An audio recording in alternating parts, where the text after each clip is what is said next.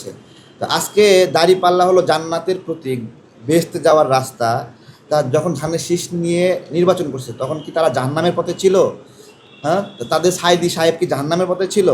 তাদের মতিউর রহমান নিজামী তারা কি জাহান্নামের পথে ছিল? তো এগুলো তাদেরকে আমরা অনুরোধ করব, আপনারা ভোট করেন আপনাদের ভালো কাজ দিয়ে, আপনাদের যা যা ভালো আছে সেটা ভোট করেন। আমরা আমাদের যা যা ভালো আছে তা দিয়ে ভোট করব। কিন্তু আপনার পথ জান্নাতের আরেকজনের পথ জাহান্নামের, এই ধরনের ধৃষ্টতা যদি আপনারা দেখান, আমরা আমাদের মেধা ও বুদ্ধি দিয়ে ওই লড়াইটা করব। আপনারা কেমন জান্নাতের পথ বাংলাদেশের নাগরিকদেরকে পাক হানাদার বাহিনীকে দেখাই দিচ্ছেন আপনারা, এটা জান্নাতের পথ? আমাদের নারীদেরকে পাক বাহিনীর হাতে তুলে দিয়েছেন আপনারা, এটা জান্নাতের পথ ছিল? এটা জান্নাতের পথ?